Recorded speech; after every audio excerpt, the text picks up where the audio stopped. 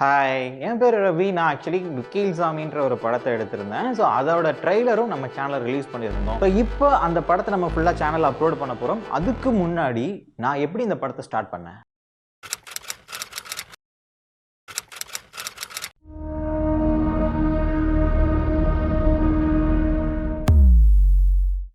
So மொதல் விஷயம் story. Of course உங்ககிட்ட ஸ்டோரி இருக்கணும். அந்த ஸ்டோரிக்கு முதல்ல ஐடியா இருக்கணும்.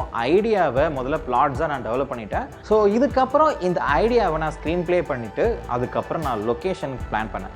லொக்கேஷன் பிளான் பண்ணும்போதே நான் ரைட்டிங்லேயே லொக்கேஷனை எங்கே தான் ஷூட் பண்ண போகிறோம் அப்படின்னு பிளான் பண்ணிட்டதுனால எனக்கு லொக்கேஷன் பெரிய விஷயமா இல்லை. ஸோ லொக்கேஷன் டிக்கு, ஸ்டோரி டிக்கு, நெக்ஸ்ட்டு ஆர்டிஸ்ட் எனக்கு வேணுன்றதுக்காக நம்ம ஆடிஷன் வச்சு அதில் பெஸ்ட்டான ஆக்டர்ஸ் எல்லாமே ஹையர் பண்ணோம். அப்படி ப்ரோட்டக்னிஸ்ட்டு, ஆன்டாக்னிஸ்ட்டு, சப் கேரக்டர்ஸ்னு சொல்லிட்டு கிட்டத்தட்ட ஒரு 5 கேரக்டர்ஸ் நம்ம படத்தில் வந்து பார்ட்டிசிபேட் பண்ணாங்க. ஸோ அவங்க எல்லாரையும் நம்ம ஹையர் பண்ணிட்டோம். ஸோ அடுத்ததாக ஃபிலிம் க்ரூவை பொறுத்த மட்டும் டைரக்டர் ஆஃப் ஃபோட்டோகிராஃபி யார் பண்ண போகிறா, மியூசிக் யார் பண்ண போகிறா அப்படின்றதையும் டிசைட் பண்ணியாச்சு. எல்லாரையும் டிஃபைன் பண்ணியாச்சு. Next budget. ஏன்னா இந்த படம் எவ்வளோ செலவழிக்கும் அப்படின்றது ஆரம்பத்தில் எங்களுக்கு நல்லாவே தெரிஞ்சிருந்தது.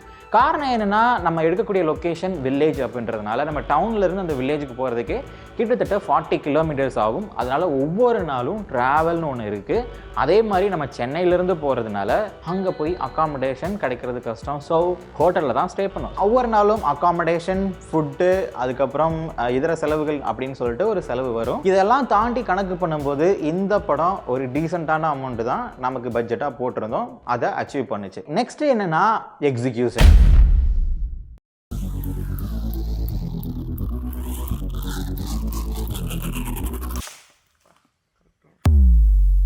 ஷூட்டுக்கு போகிறதுக்கு முன்னாடி ரிஹர்சல் பண்ணணும்ல. ஸோ ஆல்ரெடி நம்ம ஆக்டர்ஸ் கிட்ட சொல்லி நம்ம ஸ்டுடியோவில் அவங்கள வர வச்சு ஒரே சீன்ஸை மறுபடியும் ரிஹர்சல் பண்ண வச்சோம். காரணம் என்ன அப்படின்னா, நீங்கள் ஷூட்டில் உங்களுக்கு டைம் கிடைக்காது. டக்குன்னு முடிச்சுட்டு போகிற மாதிரி இருக்கும். நம்ம ஆக்டர்ஸை ஹையர் பண்ணியிருக்கோம், டிஓபியை ஹையர் பண்ணியிருக்கோம், கேமரா எக்யூப்மெண்ட்ஸ் எல்லாமே ஹையர் பண்ணியிருக்கோம். ஒவ்வொரு நாள் வேஸ்ட் ஆனிச்சுனாலும் ஒவ்வொரு நாளுக்கான ரெண்ட் கொடுத்து ஆகணும். ஸோ அதனால் நம்ம வந்து இதை சீக்கிரமாக முடிக்கணுன்றதுக்காக எடுத்த ஆக்டர்ஸை இப்போ நம்ம ரிஹர்சலுக்கு கொண்டுட்டு போகணும். ரிஹர்சலில் பெர்ஃபார்ம் பண்ணிட்டாவே போதும், நெக்ஸ்ட்டு ஷூட்டு தான். ஸோ அதனால் எனக்கு திருப்தியாகிற வரைக்கும், நான் ஒரு ஆக்டர்கிட்ட என்ன எதிர்பார்க்குறேன் அப்படின்ற வரைக்கும் நான் ஷூட் போகக்கூடாதுன்றது தான் பிளானில் தான் இருந்தேன். ஸோ அது நடந்தது. எல்லாருமே வந்து ஓரளவுக்கு திருப்தியாக பண்ணாங்க.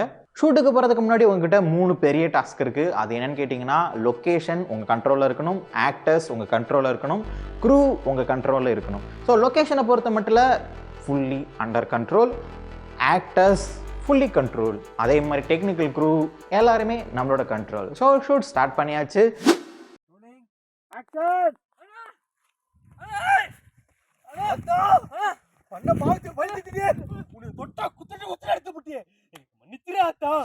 எல்லாமே நல்லபடியாக நடந்துகிட்டு இருக்கும் போது ஒரு நாள் night shoot. So night shoot நமக்கு பிரச்சனை என்ன அப்படின்னா, அந்த லொக்கேஷனில் நைட் எப்படி இருக்கும்னு நமக்கு தெரியாது. அதே மாதிரி அந்த சீனில் ஒரு அக்னி குண்டம் ரெடி பண்ணுற மாதிரியான ஷாட் இருந்தது. அது ரெடி பண்ணும்போது கேர்ஃபுல்லாக பண்ண வேண்டிய சுச்சுவேஷன் இருந்தது. இதை ஏன் அப்படி சொல்கிறேன்னா, இதை ப்ரொஃபஷ்னலாக இருக்கிறவங்க ஓரளவுக்கு ஹேண்டில் பண்ணிவிடுவாங்க. ஆனால் அமைச்சராக ஒரு பிகினராக இருக்கிறவங்க கண்டிப்பாக இந்த இடத்துல தப்பு பண்ணி அது ஆக்சிடென்ட் ஆகிறதுக்கும் நிறைய வாய்ப்பு இருக்குது. ஸோ நீங்கள் வந்து நைட்டில் ஒரு இடத்துல ஸ்டே பண்ணி அது அவுட்டோரில் ட்ரை பண்ணுறீங்கன்னா பி சேஃப். எங்கே என்ன வேணாலும் நடக்கும். தேள், பாம்பு அப்படின்னு சொல்லிட்டு நைட்டில் தான் இது எல்லாமே வெளியே வரும். ஸோ அதனால் நைட் ஷூட் போகிறப்போ ப்ராப்பராக பிளான் பண்ணியிருக்கணும். அதை நம்ம பண்ணோம். ஸோ அதனால் அந்த இடத்துலையும் டிக். ஸோ இந்த மாதிரி கஷ்டமான ஷார்ட்ஸ் எல்லாத்தையும் நம்ம வந்து கம்ப்ளீட் பண்ணிட்டோம். மறுபடியும் பேக் டு சென்னை. அதுக்கப்புறம் எடிட்டு, மியூசிக் எல்லா ஒர்க்கும் முடிஞ்சுது. ஃபைனலாக டப்பிங் முடிஞ்சதுக்கப்புறம் மிக்சிங் பண்ணி அவுட்புட் ரெடி பண்ணியாச்சு. ஸோ இந்த அவுட்புட் எடுக்கிறதுக்கு எனக்கு சாலிடாக ஒரு 3 months ஆச்சு. ஏன் இந்த 3 months?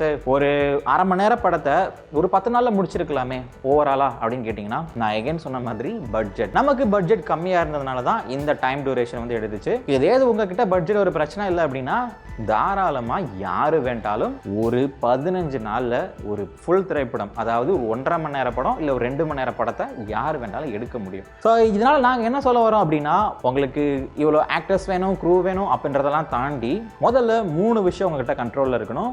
1 ஆக்டர்ஸ், ஒன்று லொக்கேஷன், இன்னொன்று உங்கள் பேச்சை மதிக்கிற டெக்னிக்கல் க்ரூ. ஸோ நம்ம சேனல் ஆரம்பத்துலேருந்தே சினிமாக்காக கிரியேட் பண்ண சேனல் நிறைய பேருக்கே தெரியும். காரணம் என்னென்னா, ஸ்டோரி எப்படி கிரியேட் பண்ணணும், ஸ்க்ரீன் பிளே எப்படி எழுதணும் அப்படின்னு சொல்லிட்டு ஃபுல் டீட்டெயில்ஸை நான் அந்த சேனலில் போட்டிருக்கேன். நீங்கள் இப்போ தான் ஃபஸ்ட் டைம் இதை பார்க்குறீங்க அப்படின்னா அந்த வீடியோஸ் எல்லாம் போயிட்டு பார்த்துட்டு வந்துடுங்க. அதே மாதிரி நீங்கள் ஒரு பிகினராக இருக்கீங்க, உங்ககிட்ட ஆக்டர்ஸ் இல்லை, உங்ககிட்ட வந்து கேமரா இல்லை, எக்யூப்மெண்ட்ஸ் இல்லை, டெக்னிக்கலாக அதாவது டிஓபி, எடிட்டிங், மியூசிக் யார்கிட்ட பண்ணுறதுன்னு தெரில அப்படின்னா நீங்கள் ஸ்கெட்ச்கேடை காண்டாக்ட் பண்ணலாம். ஏன்னு கேட்டிங்கன்னா, நம்மளுமே ஜீரோலேருந்து தான் ஸ்டார்ட் பண்ணோம். ஆனால் இன்றைக்கி நம்மக்கிட்ட ஒரு டீம் இருக்குது. இதே மாதிரி ஒரு டீம் இல்லை, ஒரு டீம் இருந்தால் நான் கண்டிப்பாக நல்லா வந்துடுவேன் அப்படின்னு யார் யாருக்கெல்லாம் நினப்பு இருக்கோ அவங்க ஸ்கெட்ச்கேடை காண்டாக்ட் பண்ணுங்கள். ஸோ நம்ம ஆஃபீஸோட டீட்டெயில்ஸ் எல்லாமே நான் டிஸ்கிரிப்ஷனில் கொடுக்குறேன், அதை காண்டாக்ட் பண்ணுங்கள். அதே மாதிரி ஸ்கெட்ச்கேட் சேனலில் வந்துட்டு புதுசாக ஒன்று இன்ட்ரடியூஸ் பண்ணோம். அது என்னென்னு கேட்டிங்கன்னா, நீங்கள் ஷார்ட் ஃபிலிம் பண்ணி வச்சுருக்கீங்க, உங்களோட ஷார்ட் ஃபிலிமை எந்த ஒரு ஓடிடியில் கொடுக்குறது இல்லை எந்த ஒரு சேனலில் போட்டு மானிட்டைஸ் பண்ணுறதுன்னு நினச்சிங்கன்னா நீங்கள் தாராளமாக ஸ்கெட்ச்கேடுக்கே கொடுக்கலாம். ஸோ ஸ்கெட்ச்கேட் என்ன பண்ணுது அப்படின்னா, உங்களோட ஷார்ட் ஃபிலிமுக்கு என்ன ரெவன்யூ வருதோ அது உங்களுக்கே நம்ம ரீபே பண்ணிவிடுவோம். ஸோ இதனால் ஒரு டீமாக க்ரோ ஆகும் அப்படின்றது தான் நம்மளோட ஐடியா. ஸோ இன்னொரு நல்ல வீடியோவில் பார்க்கலாம். ஸோ அது வரைக்கும் பாய்.